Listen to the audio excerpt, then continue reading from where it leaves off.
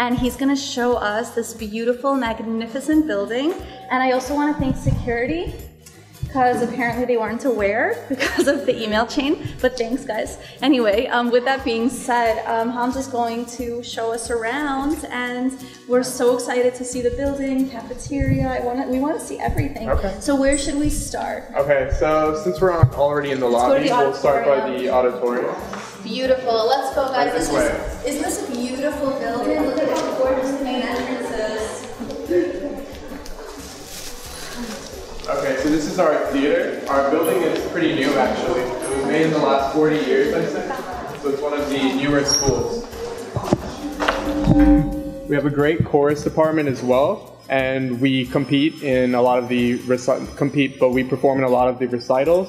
Also, we have a yearly Stuyvesant competition called Sing. So Can you tell us more about what Sing is? Because a lot of them may not be familiar. Okay, so Sing is each of the grades puts on its own performance, and we battle it out. So it's the sophomores and freshmen versus the juniors and versus the seniors. And every year we put on a great performance. All the whole grade takes part, and we try to battle out to see who will win. It's a great experience. And any school you go to if that has Sing, I'd tell you to take part, because it kind of lets you get to know everyone in your grade, and honestly, it's just a great experience. So yeah.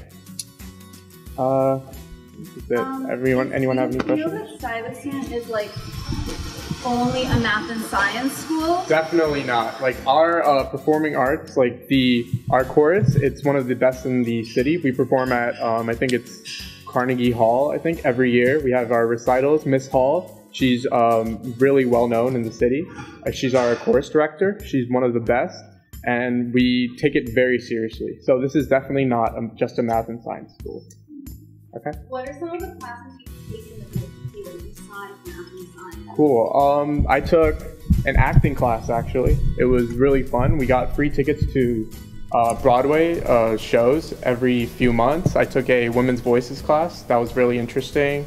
I took a forensics class. That was more like a CSI kind of thing, where you try to understand how deaths work and stuff like that. It's like very interesting, forensic science. There are definitely a ton of electives that you can take on top of your core classes, and for a different experience, I guess I'd say. So freshman year, they teach you swim gym. My year was the only year that didn't take it because they were renovating the pool. But everyone else, they'll teach you how to swim, and it's a great experience. A lot of my friends say it's really fun. So yeah. Once you're in the school, if let's say you have friends in other specialized high school, can they come and visit with you? They can pass to go for the Okay, I have a lot of friends that go to Bronx Science, Brooklyn Tech. Yeah. They can visit, but they have to get visitors passes. But a lot of the times, my friends on the different teams, when they come here to compete, I see them, I visit their games, and sometimes I go to their games. So it's very nice, you know. The specialized high schools, we compete a lot in swimming and handball and tennis. So it's kind of competitive, but it's fun as well. So anyone have any other questions? Okay, well this area, it's called the Senior Atrium. So when you start each grade has really its own hangout spot, I'd say. So when you're a freshman, you start all the way at the very top, the 9th floor.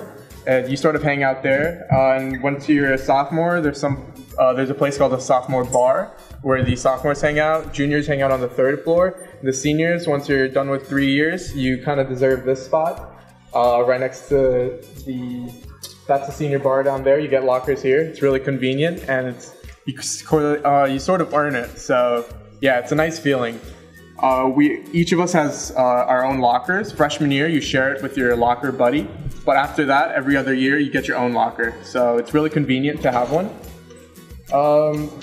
So yeah.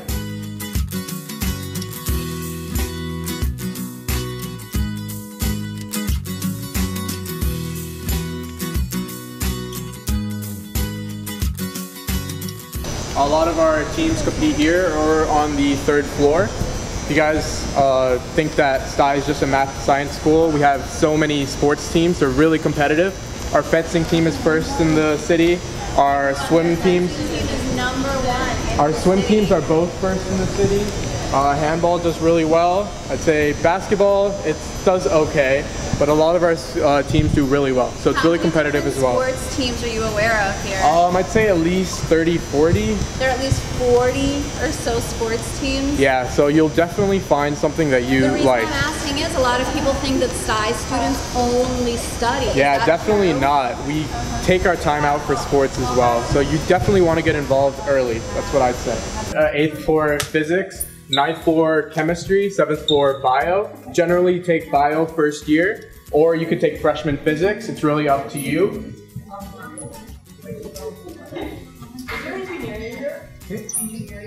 Engineering? Yeah. I'm not sure what you mean. There aren't specific engineering classes, but there are the... Wait, so what floor are we on right now? We're on the 8th floor right now. So, right on top of us, the 9th floor is the chemistry floor, and on top of that, it's the 10th floor. That's more of the technical arts floor. Over there, you can learn technical drafting, architecture, woodworking. I took woodworking this year. It was really fun. Made a chair, actually. It was really cool. So there are a lot of extra things that you'll sort of pursue your individual interests. So like I said, this is the chemistry floor. Chemistry you generally take during your sophomore year.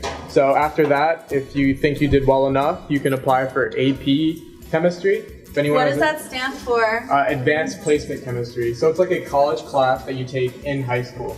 APs are really important when it comes to college. I personally took around 4 to 5.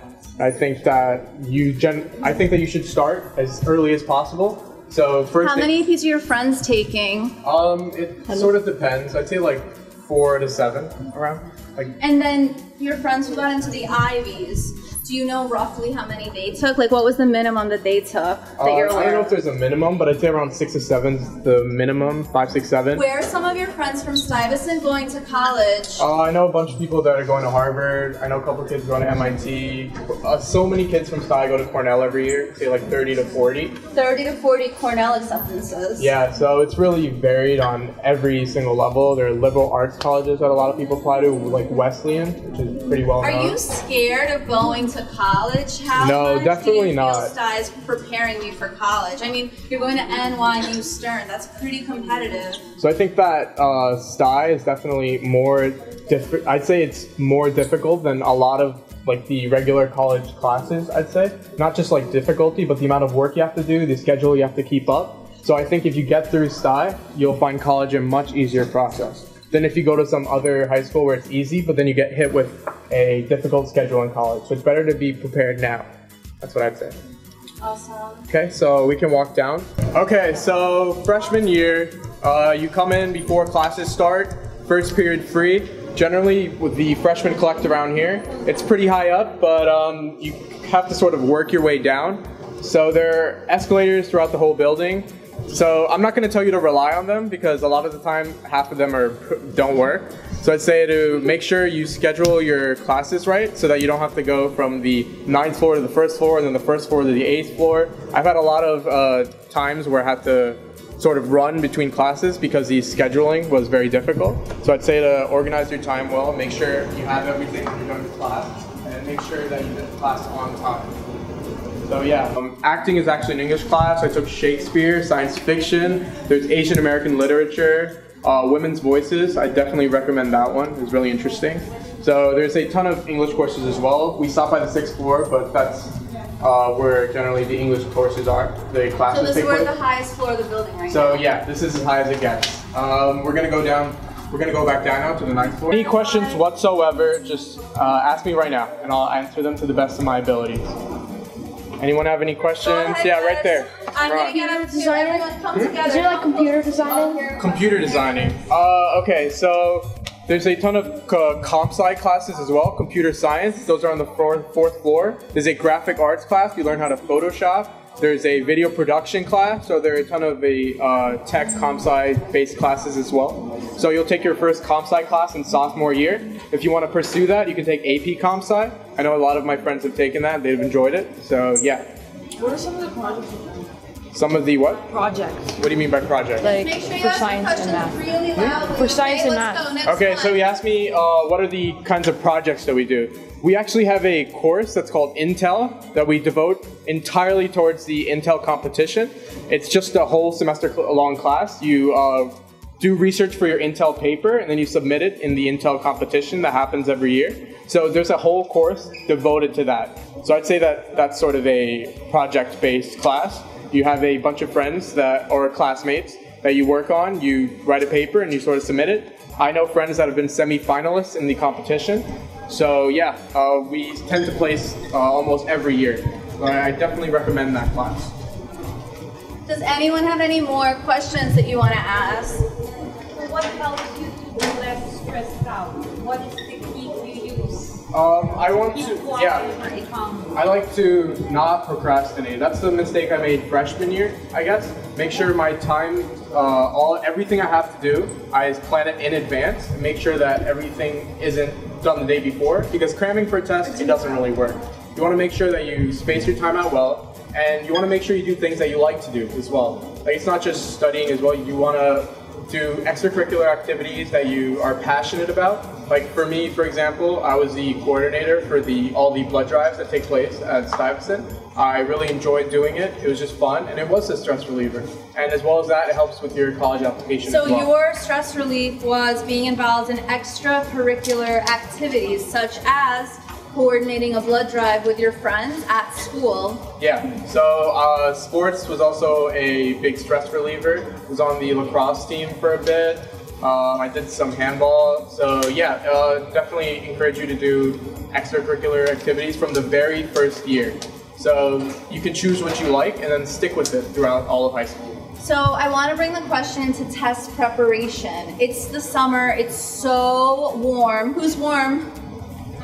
And they're studying for the SHSAT. I want the best advice you can give in terms of studying and maintaining focus in preparation for the SHSAT. I guess it's good to not take extended amounts of time, like 3-4 hours, and go straight studying. I'd say take little breaks. Make sure you're focused. If your focus is wavering, then you want to sort of address that. Take stress relievers, I'd say. But you want to make sure that the most important part to doing well in the SHSAT and the SAT is just practice. Doing the test over and over and over again, so you know. What do you mean by over and over? Like take one exam, one practice test? No, definitely not. It's What's a realistic number that you feel, keep in mind it's color prep staff here, what do you feel is a proper number of practice to do? I mean, it's true, like you have to, I'd say that around, I don't know how many tests, maybe like 20? Well, we have at Queller, we have 25 exams. Oh my goodness, 35. As of this year, we have 35. We have another 10 to add. So we have 35. How many of those tests should they do? 1, 2? I guess all of them. All of them. I don't know, like do as many as you can. I'd say. Exams. So honestly, that's the key to the SAT and the SHSAT. It's not to see like who's more intelligent than the other person. It's about seeing your test taking skills, okay? So, and if you take the test over and over again, you see the same types of questions over and over, and then you're sort of used to how to approach the question. What do you feel is nice, because this is in the news so frequently, what do you feel is nice about having an entrance exam to get into your high school? What was nice about that? I guess definitely it makes the school much more competitive, I'd say. It makes sure that the standard of the curriculum that's taught here, it's sort of above a lot of the other schools. This isn't just me like saying that. I've seen a lot of the lessons that my friends in other schools have been taking. They're kind of behind, I'd say. Like a lot of the times we're taking a part in our regular curriculum, not even the AP classes, are college topics.